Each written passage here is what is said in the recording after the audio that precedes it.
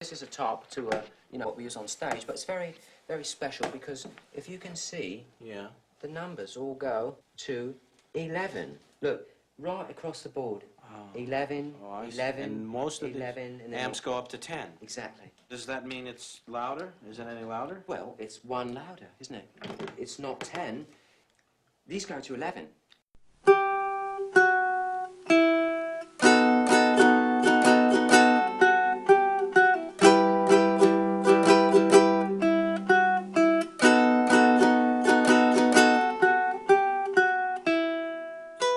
Bonjour et bienvenue dans Il ne plie plus, il cause.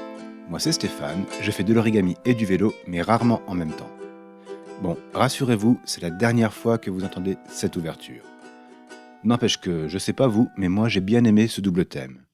J'ai trouvé que c'était une façon originale de démarrer ce podcast. Alors on va encore une fois parler grenouilles en papier. Promis, là c'est bien le dernier épisode de la saison. J'aime faire des surprises et j'avais envie de terminer sur un nombre impair, donc je vous ai trouvé un pliage tout particulier pour ce bonus. La grenouille du jour n'est pas une, elle est 4 et devrait vous séduire par son côté pédagogique. Vous verrez de quoi je parle en allant faire un tour sur l'un ou l'autre de mes comptes Flickr, Pixelfed et Mastodon. Les liens sont à leur place dans les notes de l'épisode. Vous voyez, c'est un pliage très particulier qu'on va faire aujourd'hui. On a plié beaucoup de grenouilles au cours de cette première saison, mais sans jamais se poser la question de savoir d'où viennent les grenouilles en papier. Eh bien, grâce à John Montroll, nous avons maintenant une réponse. Comme leur modèle de chair et d'os, les grenouilles en origami naissent têtards et évoluent de la même manière. Mais parlons d'abord de John Montroll, si vous le voulez bien. C'est un artiste américain, professeur de mathématiques, comme beaucoup des plieurs qu'on a croisés jusqu'ici. Il a commencé à plier dès l'âge de 6 ans, en ponçant un livre d'Isao Honda, How to Make Origami. Il s'est très vite mis à créer ses premiers modèles, avec l'objectif déjà de se contraindre à atteindre son but avec une seule feuille, sans découpe ni colle. Rien d'étonnant à ce qu'il publie rapidement un premier livre, Origami for the Enthusiast. En 1979, c'est la première fois qu'un livre contient des modèles exclusivement réalisés avec les règles qu'on vient d'évoquer. Un carré, pas de colle, pas de découpe. Et ce livre, c'est le premier d'une très longue série. La Bibliothèque du Congrès aux États-Unis recense une 60aine de titres de John Montroll, en 45 ans. On a là le Stephen King de l'origami. Pas moins. Et comme l'écrivain du Maine, Montroll est exigeant sur son art tout en le présentant de façon à ce que chacun se l'approprie. Ces diagrammes qu'il dessine lui-même sont très clairs. Et chaque plieur, chaque plieuse peut les déchiffrer peu importe son niveau. La plupart de ces livres, comme pour d'autres artistes, sont organisés selon une courbe logique d'apprentissage. Les modèles simples au début, les plus complexes à la fin. Vous pouvez offrir n'importe lequel de ces ouvrages à une plieuse ou un plieur qui se lance, et elle sera devant un terrain de jeu à la fois balisé et exigeant.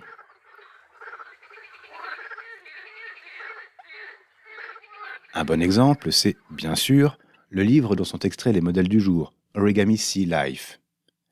Il est sorti en 1990 et John Montroll l'a conçu en collaboration avec un autre artiste américain, Robert Lang. Avec 20 modèles pour le premier et 18 pour le second, on a là un ouvrage dense et surprenant. Pour info, il a été réédité en 2 volumes. Origami Under the Sea est sorti en 2010, Sea Creatures in Origami en 2011. Ces 2 tomes proposent maintenant un total de 50 modèles. Les 38 d'origine ont bénéficié de quelques mises à jour. On pourra plier des poissons, des crustacés, des mammifères marins. Et le livre démarre par un retour historique sur les façons de plier les animaux marins, justement, depuis les origines de l'origami. La complexité des sujets n'a pu être représentée que relativement tard, à force d'évolution des techniques de pliage. Ensuite, le livre nous présente les différents milieux qu'on explorera en pliant les différentes bestioles qu'on nous propose. Et on saute rapidement à l'eau. Chaque animal a droit à une petite fiche d'identité et on passe très vite au pliage. Le seul bémol que je remarque, c'est qu'il manque une indication sur la taille de papier à utiliser. Bon, à part ça, je ne vois pas de gros défauts à ce bouquin. Si le thème vous plaît, je vous encourage à jeter un œil à un livre plus récent, édité par Nicolas Terry, One Water, One World. Il compile des modèles de plieurs chinois, certains d'une rare difficulté. Si l'envie vous en prend, repérez les animaux communs aux 2 livres et comparez leurs interprétations. Une dernière chose, plus personnelle, c'est que quand j'ai commencé l'origami, j'ai eu la chance de tomber sur des photocopies de certains modèles d'Origami Sea Life. Et pour le novice que j'étais alors, c'était un plaisir et un défi de m'y frotter. Ah si, il y a un autre truc étrange dans ce livre, qui nous promet de plier des animaux marins. Bah oui, les modèles du jour n'ont pas grand-chose à voir avec la mer ou l'océan, hein.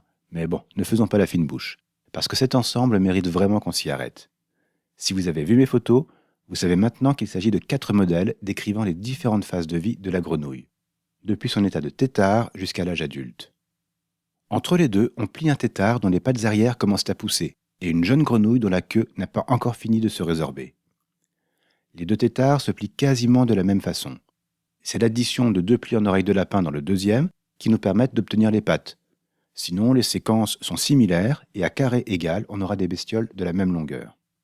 Pour les 2 grenouilles, la ressemblance est moins flagrante, et pourtant on retrouve des mouvements similaires dans les 2 diagrammes. Et la jeune grenouille demande plus d'étapes que sa version adulte, parce qu'elle a besoin d'une pointe supplémentaire pour former sa queue. Ces 4 modèles, individuellement, sont très intéressants. Mais c'est en groupe qu'ils se révèlent, puisqu'on peut en faire un joli diorama. Si vous avez de jeunes enfants, faites-vous plaisir et prévoyez un après-midi origami. Elles apprendront plein de choses en s'amusant. Pour les plier, j'ai choisi un type de papier par modèle, histoire de varier les plaisirs. Pour le tétard, j'ai pris du papier tente noir avec un petit carré de 5 cm. Pour son grand frère à pattes, c'est une chute de papier peau d'éléphant, un carré gris de 6,5 cm.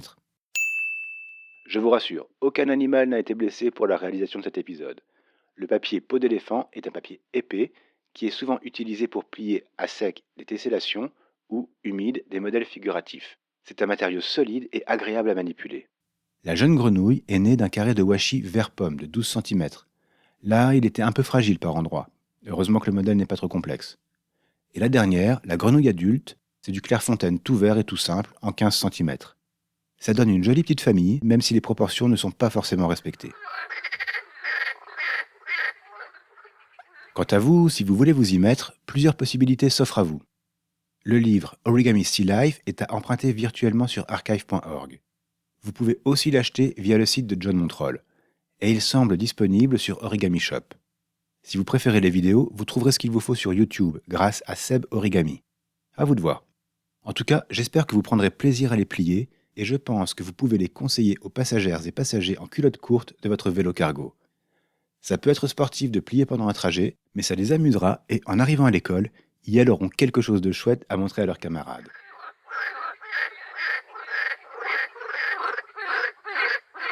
Et bien voilà, cette fois, c'est la vraie fin de cette saison. Si vous ne l'avez pas encore fait, je suis très curieux d'avoir vos retours sur ces premiers épisodes. Parce que comme j'ai tout enregistré avant le début de la saison, je ne sais pas à l'heure où je mets cet épisode en boîte, comment le podcast a été reçu. Alors je pense faire un épisode bilan que j'enregistrerai un peu à l'arrache, histoire de faire un point sur tout ça. Et merci encore et encore à vous toutes et tous qui m'avez écouté jusque-là. J'espère que vous avez passé un bon moment en ma compagnie et que j'ai pu vous transmettre 2 ou 3 trucs sur ma passion. Je remercie aussi et bien sûr Sophie qui m'autorise à utiliser sa très belle reprise des petits papiers pour mon générique. Vous retrouverez sa chaîne Soldomila sur YouTube. Il est encore temps de venir me retrouver sur Mastodon pour parler d'origami ou d'autres choses. J'espère vous y lire bientôt. Salut!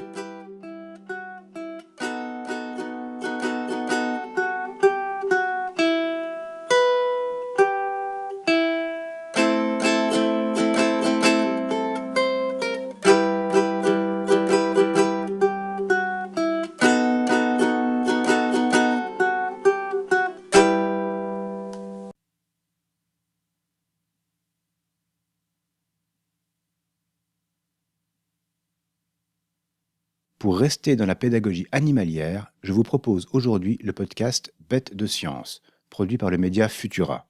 Il enchaîne les épisodes courts et ludiques sur les animaux d'hier et d'aujourd'hui. C'est très dynamique et je pense que les enfants de votre entourage vont adorer. Vous pouvez même faire un jeu. À chaque épisode écouté, essayez de plier l'animal qui y est évoqué. Bonne écoute et bon pliage!